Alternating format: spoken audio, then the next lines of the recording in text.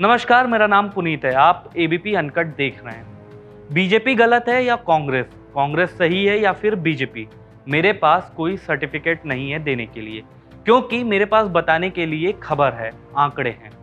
ध्यान से सुनिए और फिर आपको सारी कहानी समझ आ जाएगी।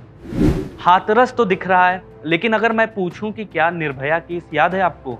याद होगा 16 दिसंबर 2012 का वो दिन, जब दिल्ली की सड़कों पर एक बस में निर्भया के साथ गैंगरेप हुआ था। उसके साथ दरिंदगी की इंतहा कर दी गई थी और बाद में इलाज के दौरान उसकी मौत हो गई थी।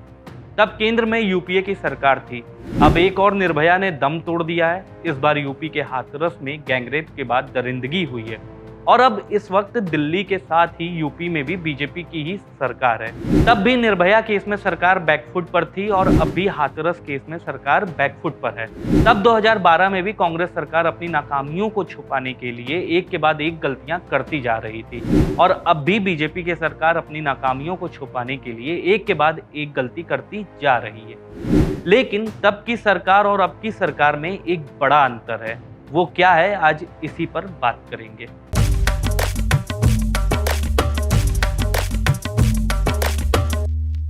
सोलह दिसंबर 2012 को निर्भया के साथ गैंगरेप हुआ।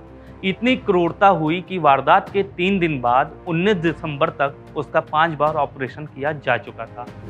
हालात में सुधार नहीं हुए तो फिर सरकार ने 21 दिसंबर को डॉक्टरों की एक कमेटी बना दी थी ताकि उसका इलाज ठीक से हो सके। 25 दिसंबर तक भी पीड़िता की हालत ठीक नहीं हुई तो फिर एयर एम्बुलेंस के जरिए उसे सिंगापुर के माउंट एलिजाबेथ हॉस्पिटल ले जाया गया। फैसले के पीछे सीधे तौर पर दिल्ली की मुख्यमंत्री शीला दीक्षित थी।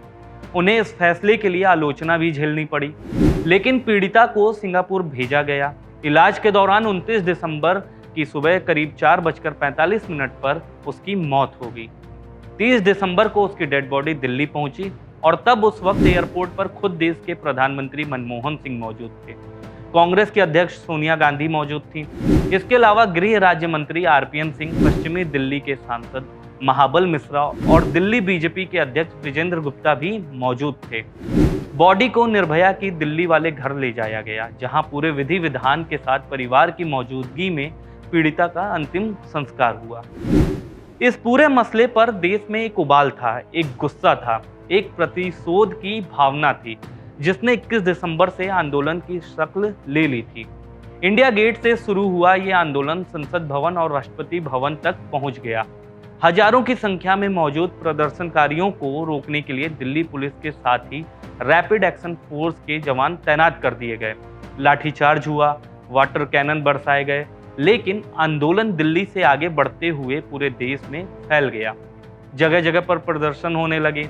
खुद प्रधानमंत्री मनमोहन सिंह ने प्रदर्शनकारियों से शांति की अपील की। निर्भया की मौत के बाद तो गुस्सा और भी भड़क गया।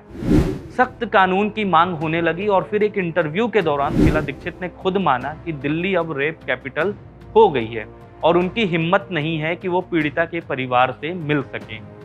ये कहने के लिए भी हिम्मत चाहिए होती है। अगर किसी राज्य की मुख्यमंत्री कहती हैं कि उसका प्रदेश रेप कैपिटल हो गया है, तो ऐसा कहने के लिए बहुत कुछ दांव पर लगाना होता है। शीला दीक्षित ने वो सब दांव पर लगाया, मुख्यमंत्री की कुर्सी, अपना पॉलिटिकल करियर, और तब ये बयान दिया। बाद में शीला दीक्षित की सत्ता चली भी गई, वो कुर्सी नहीं बचा पाई, लेकिन उन्होंने सच बोला, जो महसूस किया उसके बारे में खुलकर बताया। दिल्ली की निर्भया के लिए दुनिया भर की आवाज उठी और उसकी मौत के करीब 8 साल बाद उसके दोषियों को इंसाफ मिल गया। चारों दोषियों को फांसी दे दी गई। लेकिन हाथरस में क्या हो रहा है? 14 सितंबर को गैंगरेप हुआ तो छेड़खानी की एफआईआर लिखी गई। बवाल बढ़ा तो केस गैंगरेप में दर्ज हुआ। हालात खराब हुए तो अलीगढ़ से सफदरजंग रेफर किया गया, लेकिन उसे देखने वाला कोई नहीं था। जबकि निर्भया को सिंगापुर तक भेजा गया, वो भी केंद्र सरकार के स्पेशल एयर एम्बुलेंस से। हाथरस केस में 4 लोगों को गिरफ्तार किया गया। मरने के बाद पता नहीं कौन सी सच्चाई छिपानी थी कि रात के अंधेरे में डेड बॉडी को जला दिया गया। घर वाले तक अपनी बेटी का चेहरा आखिरी वक्त में नहीं देख सके, जबकि निर्भया के अंतिम संस्कार के वक्त देश के प्रधानमंत्री तक मौजूद थे। बॉडी जल गई तो पुलिस ने दावा किया कि गैंगरेप हुआ ही नहीं। इसकी पुष्टि के लिए बॉडी तो है ही नहीं कि दोबारा पोस्टमार्टम किया जा सके, दोबारा जांच की जा सके। निर्भया के बाद मुख्यमंत्री शीला दीक्षित ने माना कि दिल्ली रेप कैपिटल है और हाथरस के बाद यूपी पुलिस नेताओं को धमका रही है, घर वालों को धमका रही है, पत्रकारों को धमका रही है, किसी को पीड़िता के घर जाने तक नहीं दिया जा रहा है। ये तुलना नहीं होनी चाहिए थी, कतई नहीं, लेकिन क्या करें, यूपी सरकार की ओर से इस केस पर जितनी बेशर्मी दिखाई जा रही है उसे बताने के लिए निर्भया का केस याद करना पड़ रहा है, याद दिलाना पड़ रहा है कि तब केंद्र की यूपीए सरकार के खिलाफ इसी बीजेपी ने मोर्चा खोला था और बेटी को इंसाफ मिला था। लेकिन आज यही बीजेपी सत्ता में है तो इंसाफ तो दूर, सच भी बाहर ना आ सके इसकी हर मुमकिन कोशिश कर रही है। यही फर्क है कांग्रेस और बीजेपी में, यही फर्क है सत्ता पक्ष और विपक्ष में। सत्ता का चरित्र हमेशा ही सामने वाले को कुचलने वाला होता है। कांग्रेस का भी सत्ता में रहते हुए चरित्र ऐसा ही था, लेकिन लोगों के दबाव में ही सही, आंदोलन की आग में ही सही, मनमोहन सिंह और शीला दीक्षित ने निर्भया केस में अपनी नाकामी को छिपाने की ऐसी कोशिश नहीं की जैसी कोशिश फिलहाल उत्तर प्रदेश की योगी सरकार कर रही है। बाकी तो आप खुद देख रहे हैं, खुद समझ रहे हैं, तो हमें भी कमेंट करके बताइए। देश दुनिया की और भी खबरों से अपडेट रहने के लिए डाउनलोड कीजिए एबीपी का लाइव ऐप और देखते रहिए एबीपी अनकट। शुक्रिया। एबीपी न्यूज आपको रखे आगे।